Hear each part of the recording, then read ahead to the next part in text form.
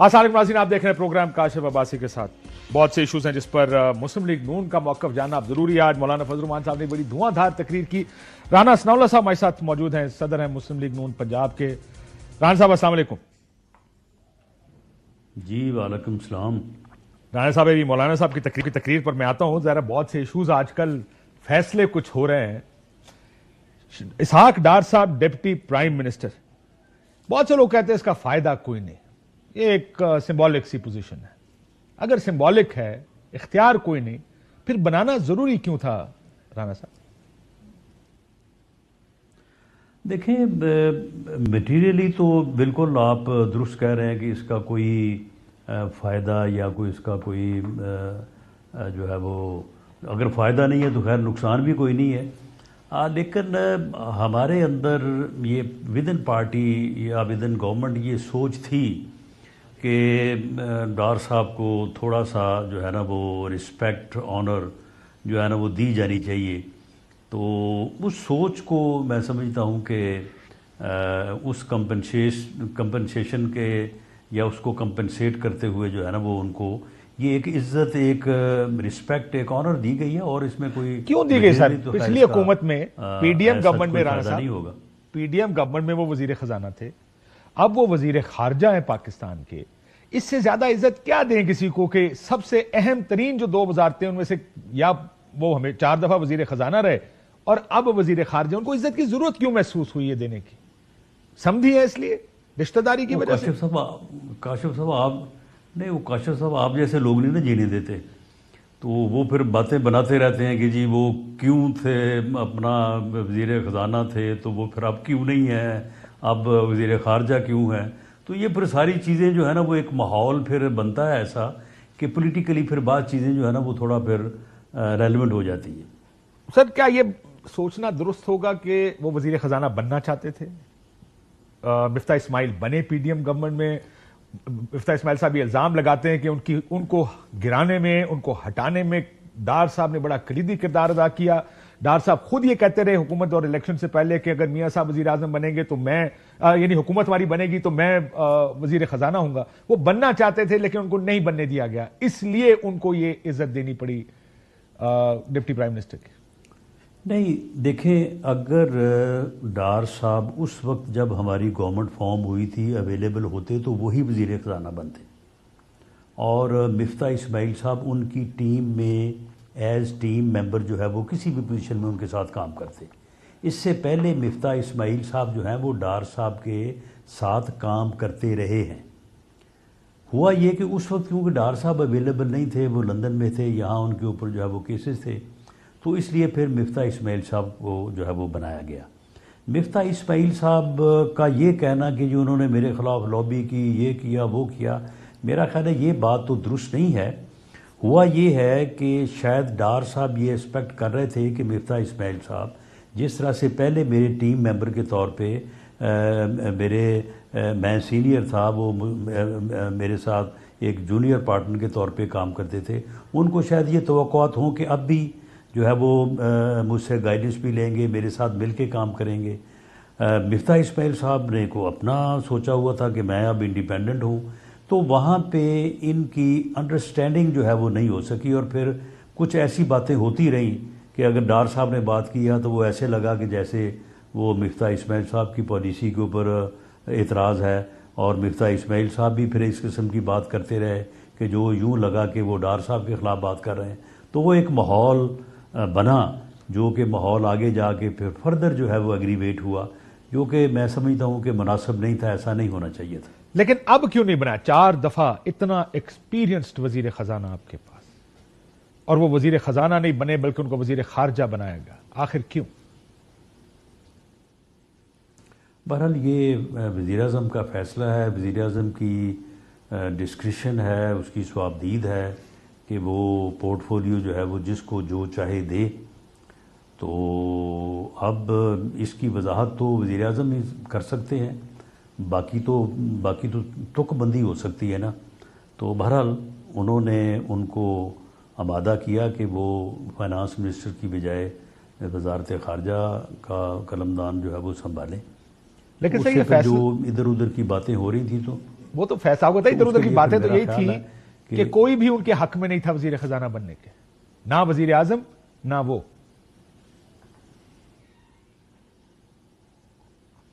نہیں, میرا نہیں خیال کہ کوئی ان کے حق میں پاکستان میں نہیں تھا. پاکستان میں سبھی ان کے ساتھ تھے, ان کے حق میں تھے. وہ بڑے کمیٹڈ, بڑے وائز, سمجھدار اور بڑے جو ہے وہ محنتی انسان ہیں. میرا خیال ہے کہ بیرون ملک جن اداروں سے, جن قوتوں سے ہمارے کو معاملات چل رہے ہیں نا, وہاں پہ ان کے ساتھ تھوڑا سا مسئلہ تھا. وہ جب گورنمنٹ میں بھی کیبنٹ کا حصہ تھا تو اس وقت بھی جو ہے وہ خود بھی بات کیا کرتے تھے کہ میری ان کے ساتھ جو ہے وہ نہیں بنتی, اور میں نے ان کو کہہ دیا ہے کہ جی ہم یہ بالکل نہیں کریں گے, ہم اس طرح سے جو ہے وہ نہیں ہونے دیں گے. تو ان کے ساتھ ان کا جو ایک تھوڑا سا یعنی آپ کہہ لیں کہ ہارڈ یا ہارش تعلق تھا یا آپس میں معاملہ تھا, تو وہ اگر وجہ بنا ہو تو میں کہہ نہیں سکتا. لیکن بہرحال یہ وزیر اعظم کی ڈسکریشن ہے, اگر وہ چاہتے تو بنا بھی سکتے تھے. اور انہوں نے نہیں بنایا. یہ سر یہ deputy prime minister Nawaz Sharif صاحب کے کہنے پہ بنایا ڈار صاحب؟ میاں نواز شریف صاحب کی اپروول تو ضرور ہوگی, کیونکہ جو بنیادی یا اہم فیصلے ہیں ان کے متعلق یہ میرے علم میں ہے کہ چیف منسٹر صاحبہ بھی اور پرائم منسٹر صاحب بھی ان سے اپروول حاصل کرتے ہیں. ٹھیک ہے سر, یہ بتائیں, یہ تو ظاہر بہت سی بحث چل رہی ہے کہ میاں صاحب نے نظر رکھنے کے لیے کیا ہے. کوئی کہتا ہے کہ ڈار صاحب ناراض تھے اس وجہ سے ان کو پوزیشن دی گئی ہے, کوئی یہ کہتا ہے کہ شہباز صاحب نے کیا. لیکن یہ تو ظاہر کیا ساریاں چلتی رہیں گی. میاں صاحب پارٹی کے صدر کب بنیں گے رانا صاحب؟ صدر جو ہے وہ جنرل کونسل کا اجلاس ہم بلانے جا رہے ہیں, تو مجھے امید ہے کہ وہ اجازت دیں گے اور اس جنرل کونسل کے اجلاس میں تھرو ریزولوشن جو ہے وہ یہ عمل جو ہے یہ جو ہے وہ اپنے پایہ تکمیل کو پہنچے گا. اور میاں صاحب کی مرضی سے یہ ہو رہا ہے رانا صاحب, آئی ایم اسیومنگ, ظاہر ہے ان کی مرضی کے بغیر تو یہ نہیں ہو سکتا. نہیں, یہ ہم نے ریکویسٹ کیا ان سے, یہ تو ان کی مرضی سے یا ان سے پوچھ کے نہیں کی, لیکن ہوگا ان کی مرضی سے. یعنی اب اگر فائنل جو سٹیپ ہے وہ ان کی مرضی سے ہی ہوگا, لیکن یہ ریکویسٹ ہم نے کی ہے. لیکن انہوں نے ہاں کر دیا نا. ان کو بہت برل ابھی اب یعنی انہوں نے کوئی ہاں جو ہے وہ اناؤنس تو نہیں کی, لیکن بہرحال آنے والے دنوں میں جیسے وہ واپس آتے ہیں چائنا سے تو اس بارے میں جو ہے وہ واضح ہو جائے گی بات. اور سعد رفیق صاحب سیکرٹری جنرل بننے جا رہے ہیں رانا صاحب؟ دیکھیں, بننے تو نہیں جا رہے, لیکن دو چیزیں موجود ہیں اس وقت. چودھری احسن اقبال صاحب کی یہ خواہش موجود ہے اور انہوں نے بارہا ہمارے ساتھ بات کی ہے کہ جو ذمہ داریاں انہیں پہلے بھی تھیں گورنمنٹ میں اس وقت بھی ہیں, اور وہ بڑا بھاری بھرکم چارج ہے, پورٹ فولیو ہے, تو وہ یہ چاہتے ہیں کہ انہوں نے کافی عرصہ تقریباً 5 سال جو ہے انہوں نے کیا ہے بطور سیکرٹری جنرل کام, تو وہ یہ چاہتے ہیں کہ ان سے یہ ذمہ داری جو ہے تاکہ وہ اپنی آفیشیل ذمہ داری کو اور زیادہ بہتر طریقے سے کر سکیں. اور دوسرا جو ہے وہ ہماری یہ رائے ہے کہ وہ جس طرح سے ٹیلر میڈ نہیں ہوتا کوئی چیز, تو خواجہ سعد رفیق صاحب جو ہے نا اس منصب کے لیے آپ سمجھیں گے ٹیلر میڈ ہے, جیسے کوئی بندہ بنا ہی اسی کام کے لیے ہو, تو وہ بہت اچھا پارٹی کے لیے کام کر سکیں گے. یہ میری ذاتی رائے ہے, فیصلہ تو پارٹی نے کرنا ہے. دوست فرمایا, لیکن میاں نواز شریف صاحب پارٹی صدر, خواجہ سعد رفیق سیکرٹری جنرل, یہ تو جیسا آپ کہہ رہے ہیں ٹیلر میڈ کمبینیشن ہے اینٹی اسٹیبلشمنٹ کسی بیانیے کے لیے یا کسی مزاحمتی بیانیے کے لیے.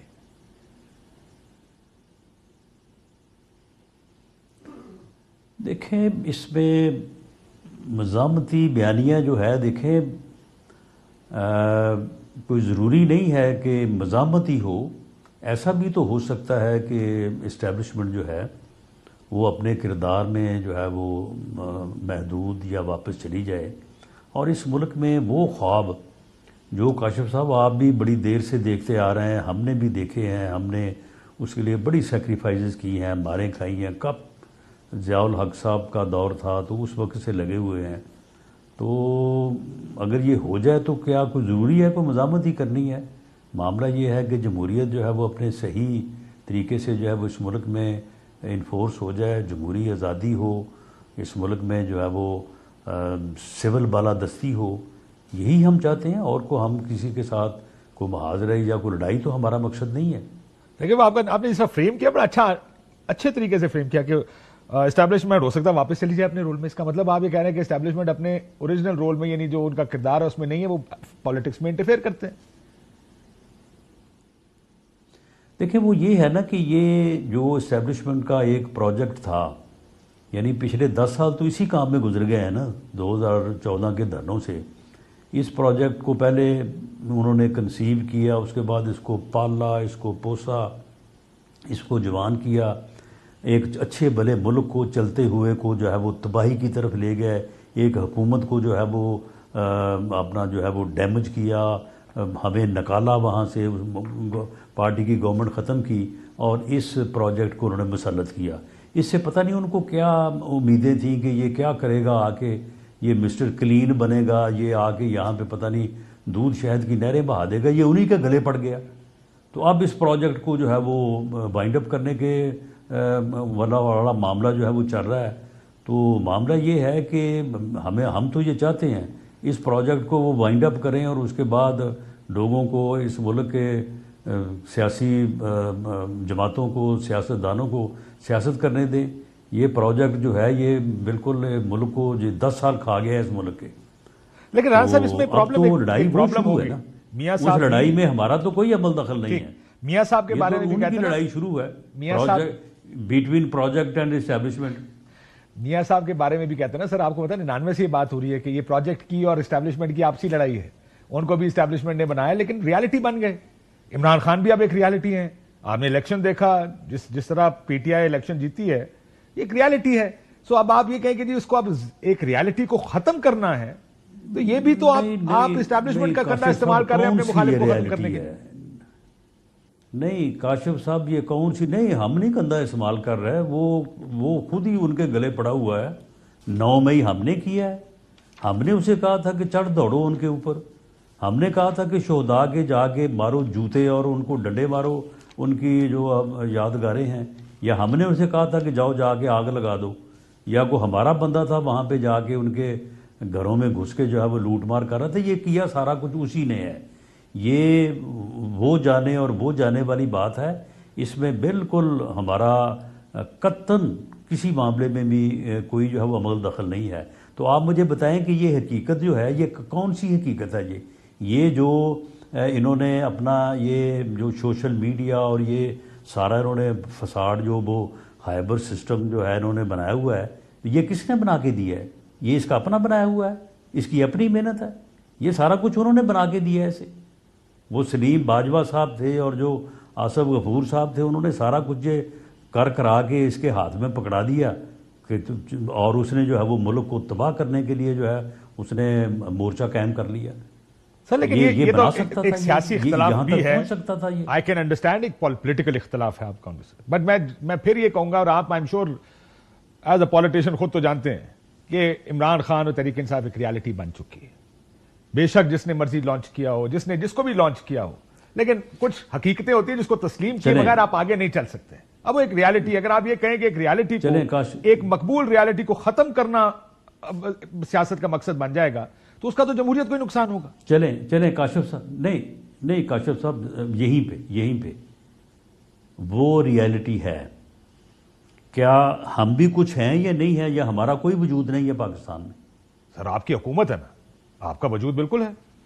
نہیں ہم نہیں چلیں، اگر وہ آپ کی نظر میں ایک بہت بڑی ریالٹی ہے، کوئی چھوٹی موٹی ریالٹی ہم بھی ہیں یا نہیں ہیں؟ سر آپ بھی بہت بڑی ریالٹی ہیں، کون کہتا ہے کہ ریالٹی نہیں؟ آپ سب تو پھر لوگ ریالٹی ہیں، سن لیں، نہیں سن لیں بڑی ریالٹی ہے۔ وہ اس نے ہمیں ختم کرنے کے لیے اسٹیبلشمنٹ کو کہا کہ میرا ساتھ دیں، میں نے ان کا صفایا کرنا ہے۔ اس نے کہا تھا نا آگے ایک دوست ملک کے دورے سے واپس آ کے کہ میں نے 500 آدمی کو پھانسی لگانی ہے اگر میرے پاس اختیار ہو۔ وہ کون سے 500 آدمی؟ ہم ہی تھے۔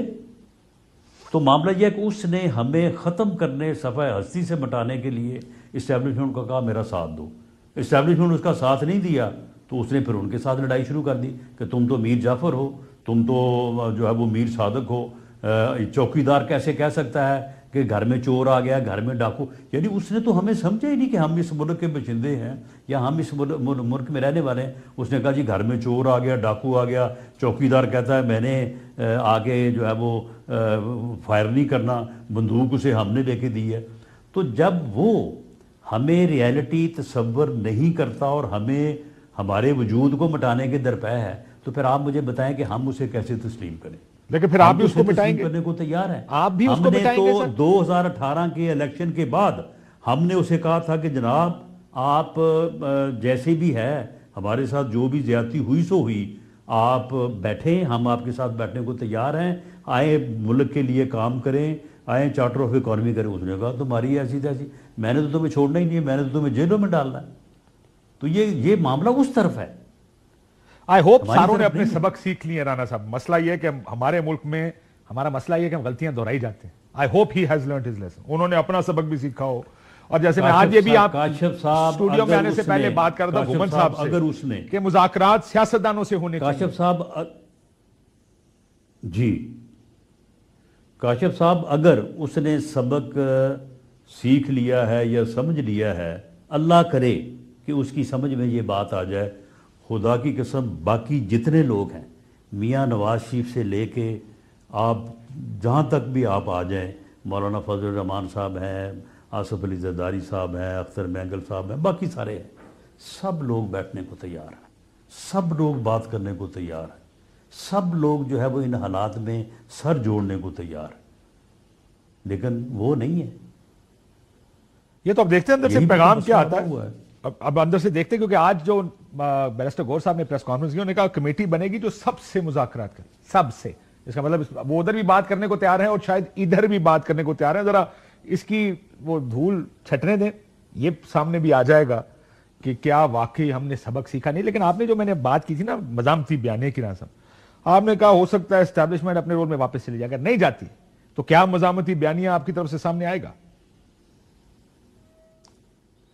دیکھیں میں اتنے بڑے اگر کو اس لیے جو ہے وہ اس وقت اس طرح سے جواب نہیں دینا چاہوں گا کہ اس وقت جو اسٹیبلشمنٹ کی لیڈرشپ ہے بوتھ سائڈ پہ، جوڈیشل سائڈ بھی اور دوسری سائڈ بھی، ان لوگوں کو میں زیادہ تو نہیں لیکن تھوڑا بہت میں جانتا ہوں۔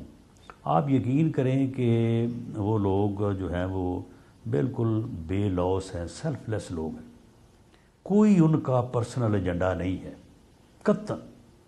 یہ جو باتیں ہو بھی رہی ہیں نا ایکسٹینشن والی، یہ بالکل ان کا کوئی پرسنل ایجنڈا نہیں ہے، بے غرض ہیں وہ چاہتے صرف یہ ہیں کہ اگر ہم سے مراد سیاستدان، اگر ہم اکٹھے ہو کے اس ملک کے نظام کو سنبھالیں اور ملک کا اکنامک ریوائول کریں اور سیدھے راستے کا تعین کریں، وہ بالکل چلے جائیں گے واپس۔ وہ جو تھوڑا بہت ہے بھی نا، اس سے بھی جو ہے وہ جو بھی لمٹس ہیں آئینی، ان میں جا بھی رہے ہیں، چلے بھی جائیں گے۔ لیکن معاملہ اس وقت جو ہے یہ سیاستدانوں کی گراؤنڈ میں ہے۔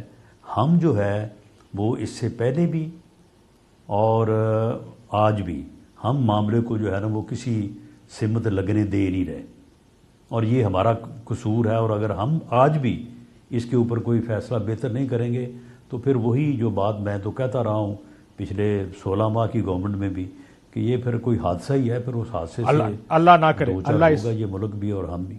سر اللہ اس ملک کو اس طرح کے حادثوں سے بچائے۔ ہم نے بہت ایکسپیریمنٹ کر لیے ہیں اس ملک کے ساتھ، مزید ایکسپیریمنٹ۔ آج مولانا فضل الرحمان صاحب نے بڑی اچھی بات کی کہ ادھر ہندوستان کو دیکھیں، ہمیں دیکھیں، وہ ترقی یافتہ ممالک اس صف میں شامل ہو گئے، اور ہمیں آج یہ پتہ نہیں کہ ہمارے اگلے ادھار کہاں سے آئیں گے اور کون ہمیں بھیک دے گا کہ ہم اس ملک کو چلا پائیں گے۔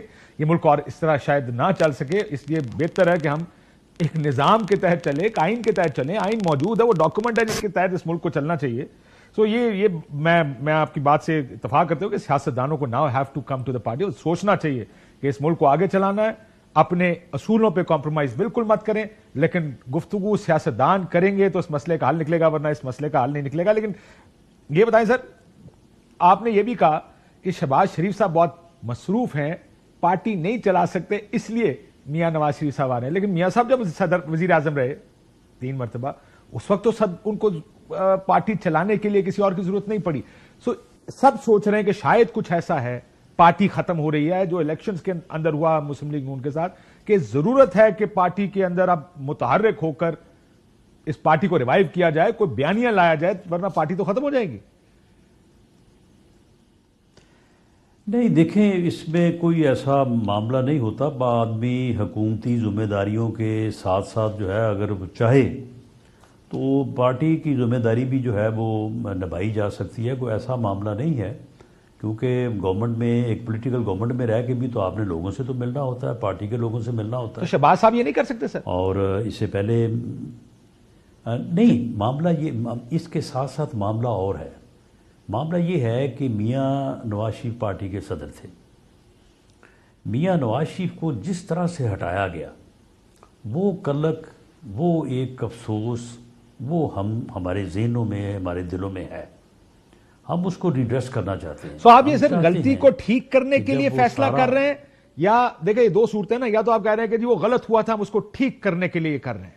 دوسرا وجہ یہ ہے کہ اس پارٹی کو ضرورت ہے, ورنہ شاید میاں صاحب اس طرح پارٹی میں انگیج نہ ہوتے, لیکن پارٹی کو ٹھیک کرنے کی ضرورت ہے, اس وجہ سے ہمیں یہ کرنا پڑ رہا ہے.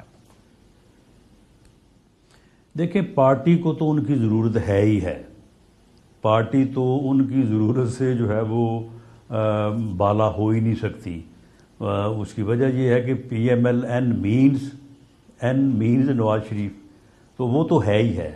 لیکن یہ بھی ہماری یہ خواہش ہے جو ہم نے ریزولوشن کیا ہے کہ ان کو جس طرح سے پارٹی سے علیحدہ کیا گیا, غیر سیاسی طریقے سے, غیر سیریمونیل طریقے سے, ایک غلط فیصلے کے ذریعے سے, تو اب جب کہ وہ پوری طرح سے اس سائڈ سے جو ہے وہ فارغ سرخرو ہو گئے ہیں, تو ان کو ایک دفعہ دوبارہ جو ہے وہ پارٹی کا صدر جو ہے وہ بنایا جائے. اور لڑائی کا تو کوئی امکان نہیں نا اسٹیبلشمنٹ سے میاں صاحب؟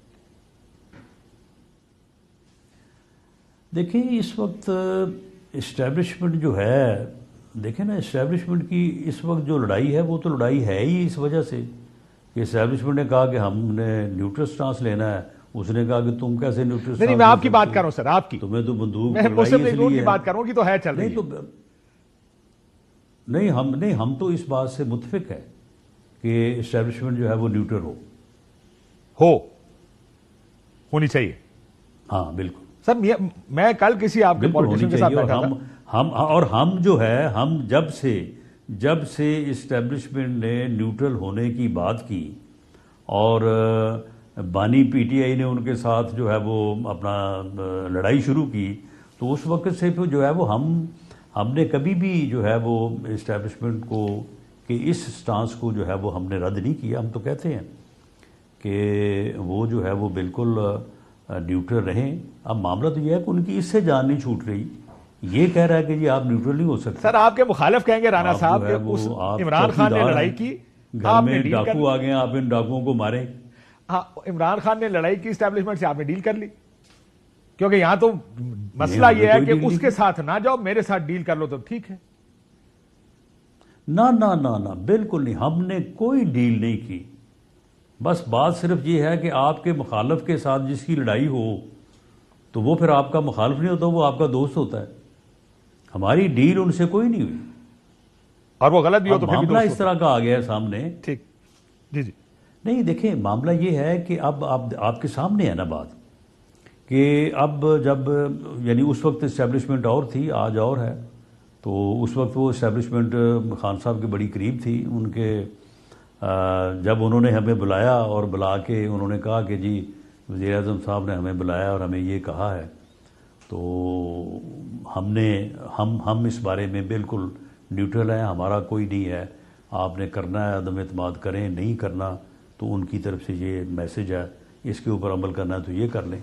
تو ہم تو ان کے اس کردار کے حامی ہیں کہ وہ کوئی ذاتی ایجنڈا نہ رکھیں اور سیاستدانوں کو اپنے معاملات جو ہے کچھ دن پہلے رانا صاحب آپ کا یہ ایک بیان بڑا مشہور ہوا محسن نقوی صاحب کے حوالے سے کہ اگر وہ وزیر اعظم ہی بن جائے تو ہم کیا کر سکتے ہیں. یہی بات پھر میرا خیال آپ سے ادھار لے کے نیف عباسی صاحب نے ایک ٹی وی پروگرام میں کر دی.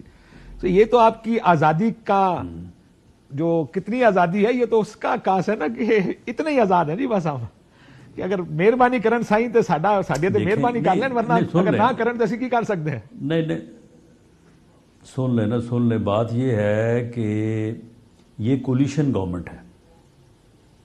کولیشن گورنمنٹ جو ہے اس میں بڑے پریشرز ہوتے ہیں اور وہ کولیشن گورنمنٹ جو ہے وہ پارٹی گورنمنٹ سے کمزور گورنمنٹ ہوتی ہے. تو اپنا محسن نقوی صاحب بڑے طاقتور آدمی ہیں, آپ کو ان کی طاقت کا اندازہ نہیں ہے. کتنے طاقتور ہیں سر؟ میں سننا چاہتا ہوں, میں ان کو بڑے عرصے سے جانتا ہوں, میں جاننا چاہتا ہوں کتنے طاقتور ہیں. نہیں آپ ان کی طاقت کو پہنچ نہیں سکتے, آپ کے علم میں نہیں ہے.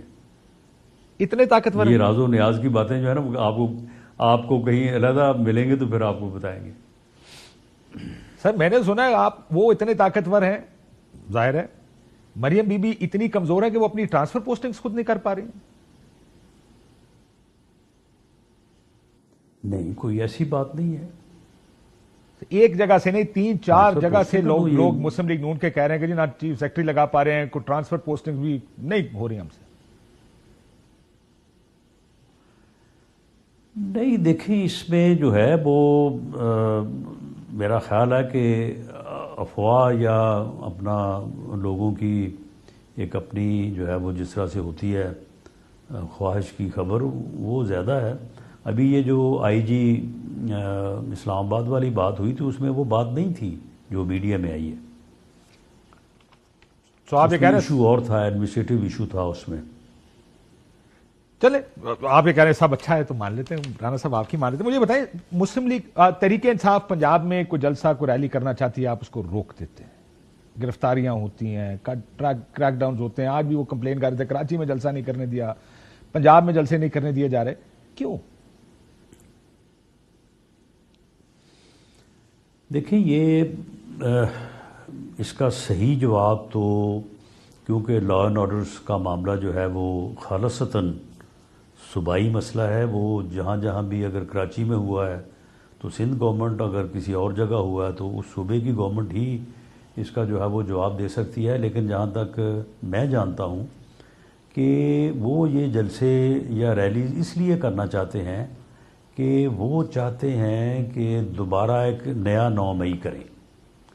تو ان اپریہینشنز کے تحت جو ہے وہ پھر اس قسم کا معاملہ جو ہے وہ پھر چلتا ہے. سر 9 مئی کیسے کریں گے؟ اگے اندر ہوئے نے مصیبت پہ پارٹی ٹوٹ گئی, بندے اگے پیچھے ہو گئے, ساری پارٹی چھوڑ کے چلے گئی. ایک ہی غلطی مطلب آپ ایک غلطی دوبارہ کیوں دہرائیں گے؟ نہیں, صحیح علاج نہیں ہوا انہوں نے. کی چاہتے ہو کی ہوئے اگے اندر ہے 40 سال سے ہو کنا اندر پانا؟ نہیں اندر پونا ہی صرف معاملہ نہیں ہوتا. ان کو 9 مئی کے حوالے سے جو ہے وہ صحیح, یہ میری ذاتی رائے ہے, میں کوئی اس کے میں کسی کے میں تنقید نہیں کر رہا.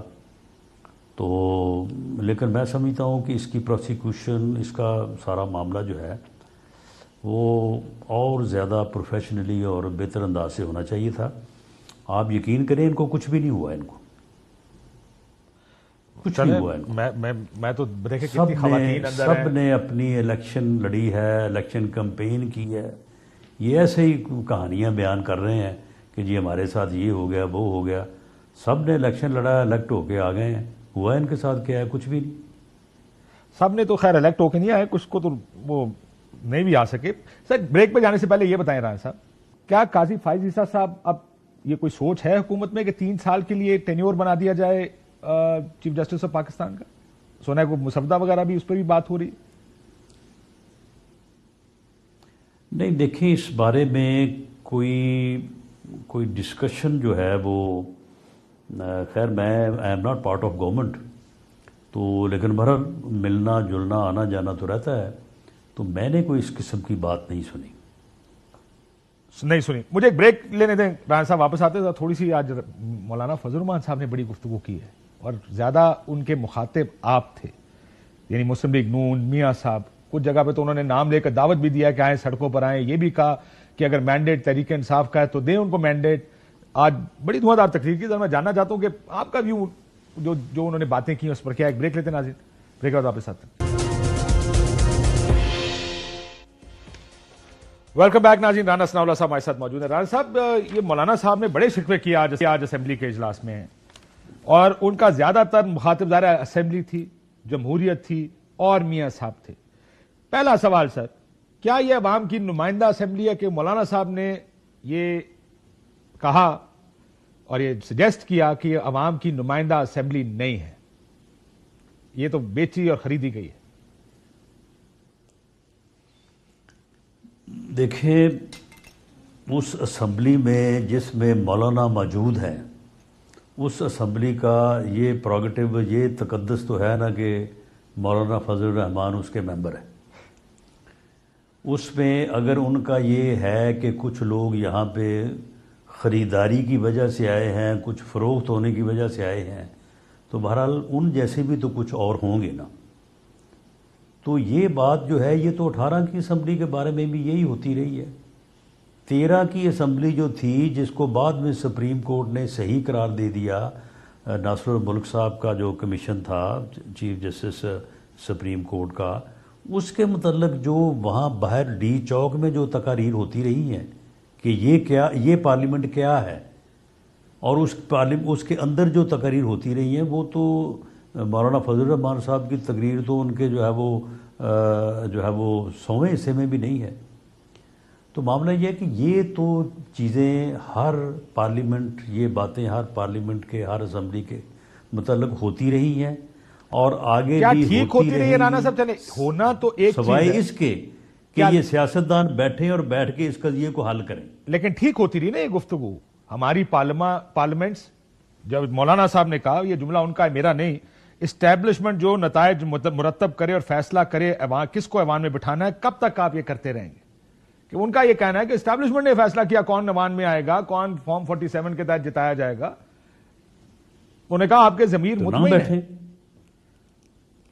نہیں, نہ بیٹھے نا, نہ بیٹھیں. مجھے کوئی زبردستی بٹھا سکتا ہے؟ مولانا کو زبردستی بٹھا سکتا ہے؟ اگر اسٹیبلشمنٹ نے بٹھایا ہے, چلیں فرض کر لیں میں آپ کی بات کو ہی, اگر اسٹیبلشمنٹ نے بٹھایا تو نہ بیٹھیں. تو پھر قصوروار کون ہوا؟ بیٹھنے والا, جو مراد بھی لے رہا ہے اپنا, جو ہے وہ ٹی اے ڈی بھی لے رہا ہے, باقی بھی ہر چیز انجوائے کر رہا ہے, اور اس کے بعد جی میں مجبور ہوں جی مجھے بٹھا دیا گیا ہے.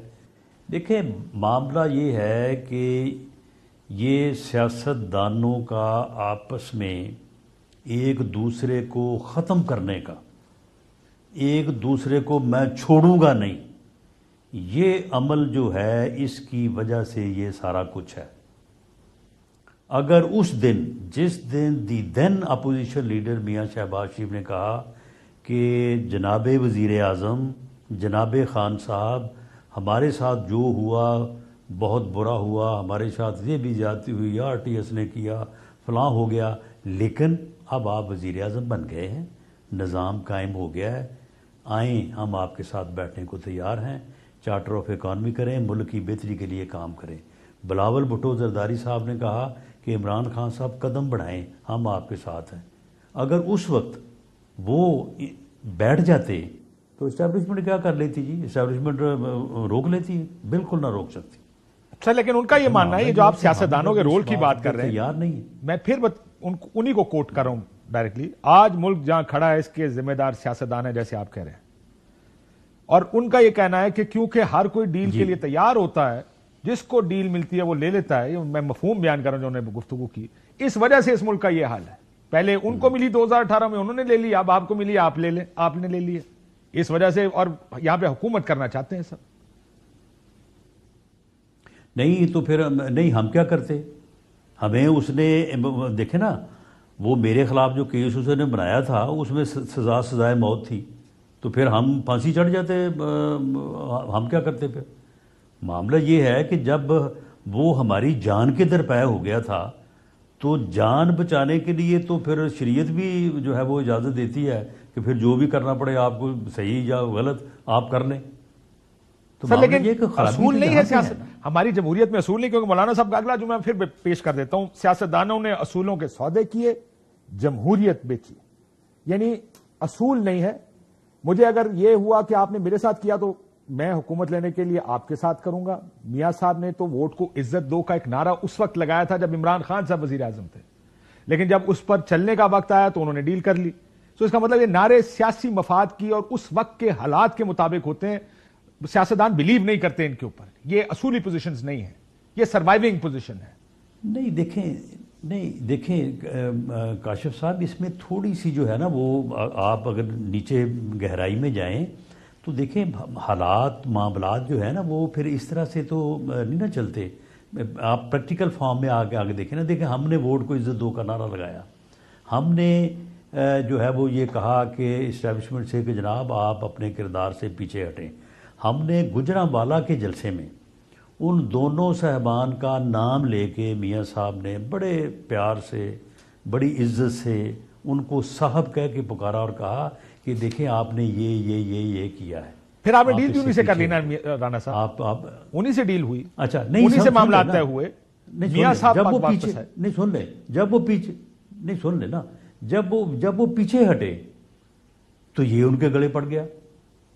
اب معاملہ لڑائی تو اب یہ ہو رہی ہے نا کہ وہ کہتے ہیں کہ جی ہم نے نیوٹرل رہنا ہے، یہ کہتا ہے کہ آپ نیوٹرل رہ نہیں سکتے. جو آپ کو چوکیدار کو بندوق لے کے دی ہے، گھر میں ڈاکو آ گئے ہیں، وہ ہمیں اس نے ڈاکو بنا دیا ہے، وہ کہتا ہے جی آپ آئیں اور آگے اپنا فائرنگ کریں ان کے اوپر، ان کو ماریں. سر لیکن لڑائی تو اس بات کی ہے. یہ تو بات آپ کے پرانے ساتھی محمود خان اچکزئی آج اس بینڈ ویگن پر ہیں جس پر عمران خان صاحب ابھی اندر ہیں، لیکن جو انہوں نے سجائی ہے. محمود خان اچکزئی جو آپ کے دیرینہ ساتھی تھے، مشکل وقتوں میں آپ کے ساتھ کھڑے رہے. مولانا فضل الرحمان آپ کے صدر تھے پی ڈی ایم کے. اختر مینگل صاحب جو عمران خان صاحب کو چھوڑ کے آپ کے پاس آئے تھے، وہ سب آج ادھر کھڑے ہیں اور کہہ رہے ہیں کہ آپ اب ڈیل کر کے آئے ہیں، آپ نے ان کی گیم کھیلی اور دوسری سائڈ پہ سارے اکٹھے ہو گئے. نہیں، سارے اکٹھے ہو گئے. میری ایک بات آج نوٹ کر لیں، ہم نے جس دن انہیں کہا نا کہ بھئی آؤ بیٹھ کے معاملہ طے کرتے ہیں، تو انہوں نے بیٹھ جانا ہے، اس نے دوڑ جانا ہے. اس نے ان کو پھر گالیاں دینی ہیں اور ان کو جو ہے نا وہ اپنے وہ جو اس نے بنایا اتحاد اسے فارغ کر دینا ہے.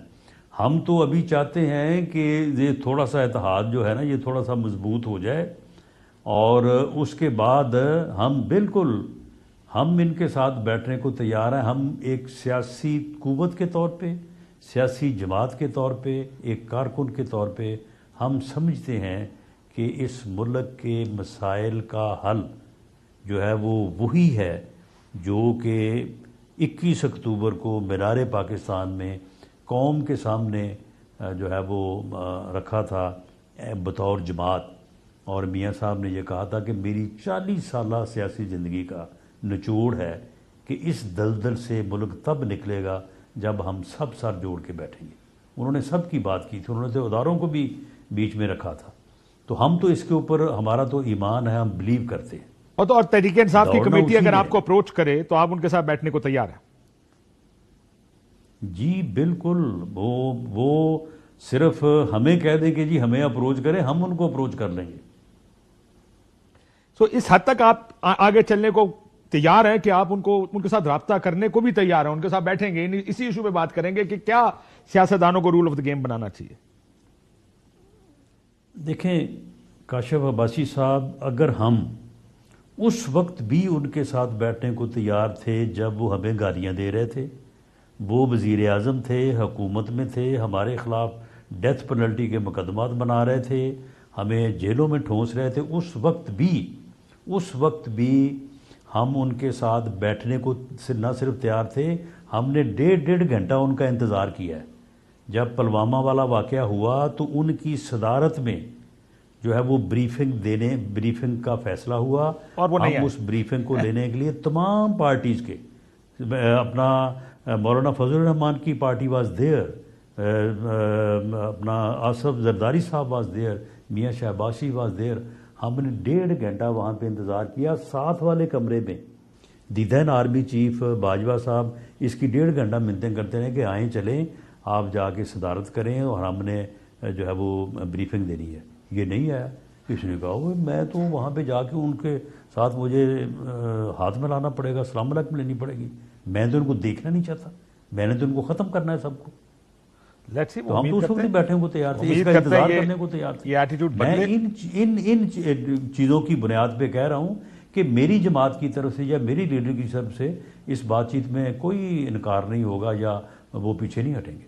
تو یہ جو عدلیہ کا خط 6 ججز کا آیا, سنا ہے کہ لاہور ہائی کورٹ سے بھی یہ خط آنے والا ہے, مسلم لیگ نون کی کیا پوزیشن ہے؟ آپ یہ سنا تھا کہ مسلم لیگ نون پارٹی بننا چاہتی ہے اس طرح کی پروسیڈنگز میں, کیا اب کیا پوزیشن ہے؟ بننا چاہتے ہیں یا باہر بیٹھ کے صرف دیکھیں گے کہ عدلیہ کیا کرتی ہے؟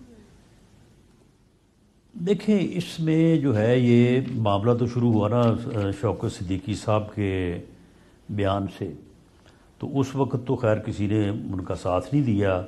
تو اب اچھی بات ہے, اب ججز نے اس بات کو محسوس کیا ہے تو ججز جو ہے وہ اکٹھے ہوئے ہیں, لیکن اس میں حاصل وصول کچھ نہیں ہوگا.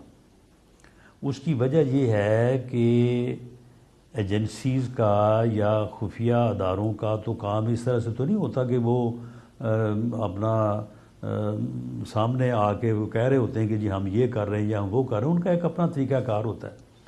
تو یہ اگر آپ یہ کہیں کہ جی کسی کو پکڑا جائے گا, کسی کے خلاف مقدمہ بنے گا, کسی سے حساب لیا جائے گا, کسی سے بات پوچھ کی جائے گی, یہ کچھ نہیں ہونا. بہرحال رولز آف دا گیم طے ہوں گے, صرف رولز آف دا گیم طے ہوں گے کہ عدلیہ آپ کیا کرے گی. ہاں, کیمرے کس نے لگائے تھے, کیسے لگے تھے, کس نے جا کے فٹ کیے, کس نے نہیں کی, یہ کوئی پتہ نہیں چلنا. رولز آف گیم جو ہیں یہ طے ہوں گے اور اس میں بالکل جو ہے یہ چیزیں جو ہیں یہ ہونی چاہیے. اور وہ سارے بڑے آنریبل آدمی, اب آپ دیکھیں بابر ستار صاحب جو ہے, میں پوچھنے لگا تھا جو کیمپین ان کے خلاف چل رہی ہے آپ نے دیکھی ہے؟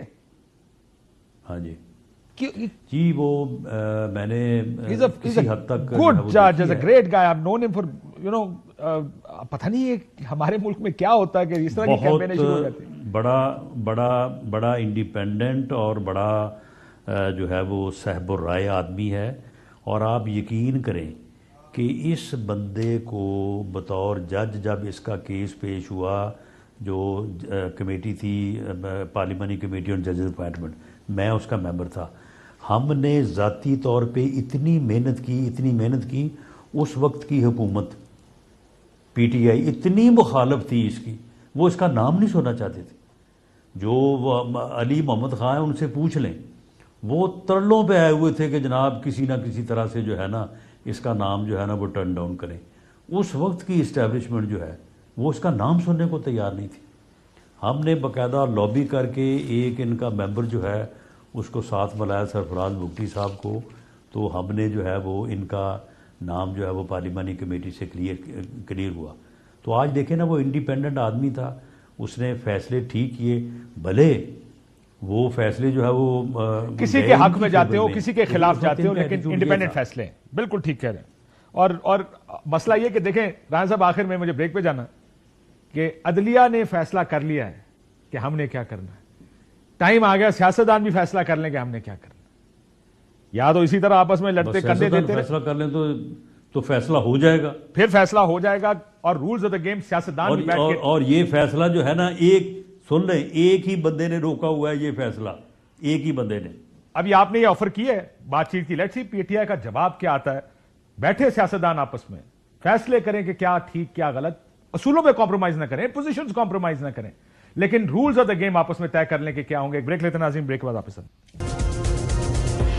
ویلکم بیک ناظرین. گفتگو آپ نے سنی. اب رولز آف دا گیم یہ ہم استعمال کرتے ہیں ٹرم, مطلب کیا ہے کہ سیاستدان کوئی نہیں کہتا کہ آپ اپنے اصولوں پر کمپرومائز کریں. کوئی اگر کسی نے کرپشن کیا ہے, کسی کو لگتا ہے کہ کوئی چور ہے, کرپٹ ہے, تو آپ اس کو این آر او دیں یا کلین چٹ دیں. لیکن ملک کیسے چلے گا اس پر بیٹھ کر فیصلہ کر لیں اور طے کر لیں. یہ ملک کے آئین کے مطابق چلے گا, کیسز قانون کے مطابق چلیں گے, گرفتاریاں ہوئیں تو کسی قانون کے تحت ہوں گی, سزائیں ہوئیں تو وہ بھی ایک ضابطے کے تحت ہوں گی. لیکن کوئی کسی کی حکومت گرانے کے لیے یا اپنی حکومت بنانے کے لیے آئین سے باہر نہیں جائے گا. یہ جو ہم جو بھی دیکھتے آئے ہیں، آئی تھنک اگر عدلیہ کر رہی ہے تو سیاستدانوں کو تو یہ پہلے کر لینا چاہیے تھا. ایک کوشش ہوئی تھی اسٹارٹر ڈیموکریسی میں، وہ کامیاب نہیں ہوئی. لگتا ہے کہ ایسی ایک اور کوشش کی ضرورت ہے اس ملک کو، تاکہ کم از کم ملک آگے چلے اور اس کا نظام ٹھیک ہو. اجازت دیجیے. اللہ